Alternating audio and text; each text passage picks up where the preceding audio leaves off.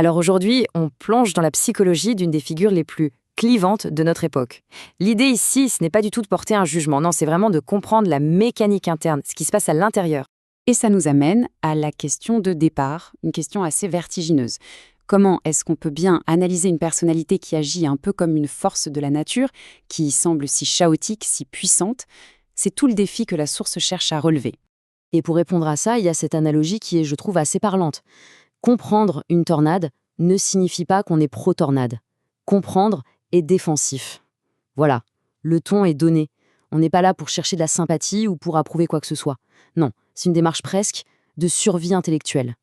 Comprendre les schémas pour anticiper. Un peu comme un météorologue qui étudie une tempête pour savoir où elle va frapper. Ok, donc pour faire ça, il faut une méthode. Et c'est important de le souligner.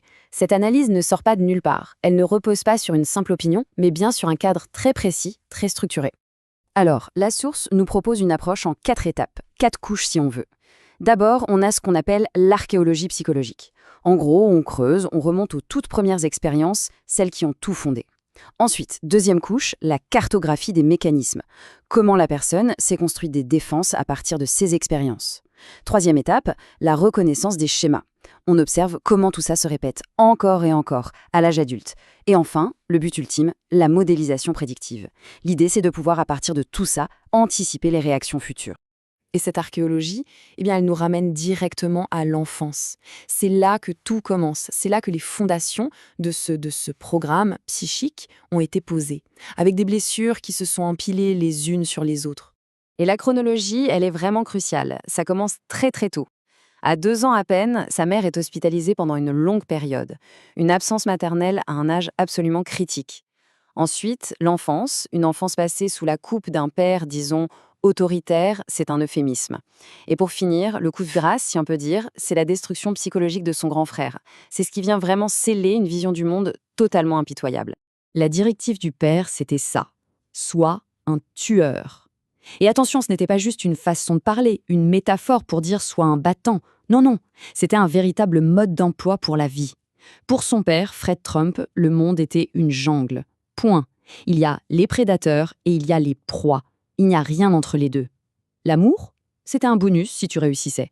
Et la réussite, c'était simple. Dominer, écraser la concurrence. Et la preuve, la leçon vivante de tout ça, ça a été la tragédie de son frère aîné, Freddy. Freddy, lui, il était différent. On le décrit comme quelqu'un de chaleureux, de sensible, bref, tout ce qui était considéré comme une faiblesse mortelle dans cette famille. Et sa chute, son alcoolisme, sa mort prématurée, tout ça était encouragé par les moqueries constantes du père et même de son petit frère Donald. C'est devenu la confirmation ultime.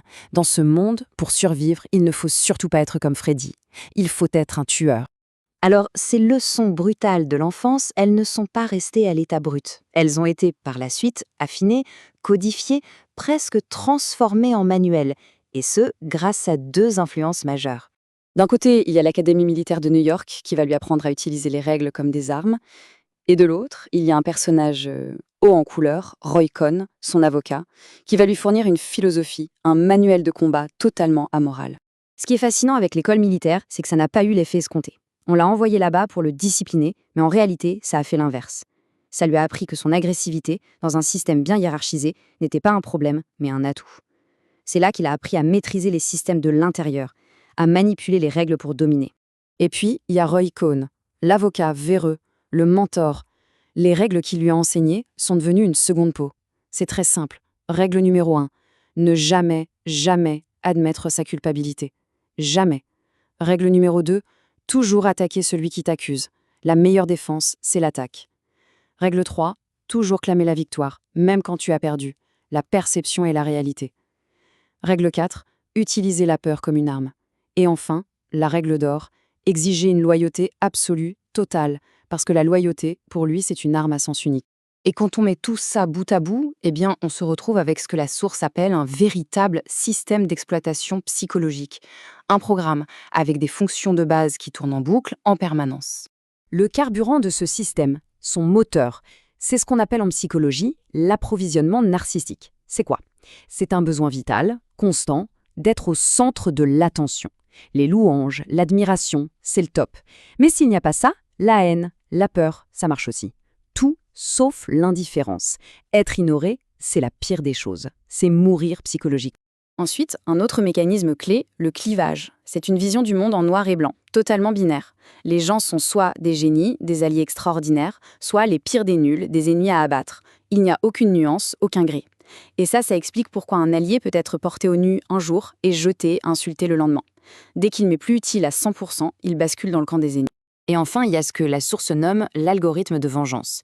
C'est la conviction profonde, ancrée, que chaque attaque, chaque offense, même la plus petite, doit être vengée. Et pas juste vengée, mais vengée de manière totalement disproportionnée. Cet algorithme, il est patient, il tient les comptes, il n'oublie jamais rien, et il attend le bon moment pour frapper. Et pour donner une idée de la cohérence de tout ça, sa propre nièce, qui est psychologue clinicienne de profession, affirme qu'il remplit les 9 critères du trouble de la personnalité narcissique, tel que décrit dans le DSM-5, le manuel de référence en psychiatrie. Bien sûr, la source précise bien qu'il ne s'agit pas de faire un diagnostic à distance, mais c'est une observation clinique sur la base d'une vie entière de comportements qui sont d'une cohérence assez sidérante. Alors, la grande question c'est, quelle est la conclusion de tout ça? Si ce programme est si profondément enraciné, s'il a été renforcé sans cesse depuis l'enfance, eh bien la conclusion de la source est assez simple. Ce code est non seulement immuable, mais il est aussi prévisible. D'ailleurs, il est le premier à le dire. Il y a cette citation de lui-même qui est assez révélatrice. « Quand je me regarde en première année de primaire et que je me regarde maintenant, je suis fondamentalement le même. » Pour lui, ce n'est pas un défaut, c'est une force. Ça veut dire que le noyau de sa personnalité, il s'est fixé vers l'âge de 6 ou 7 ans et il n'a jamais changé. Les murs de défense que le petit garçon a construits sont exactement les mêmes que ceux utilisés par l'homme de plus de 70 ans. Et tout ça, ça nous laisse avec une dernière question, une question un peu vertigineuse, surtout quand une personnalité de ce type accède à un pouvoir immense.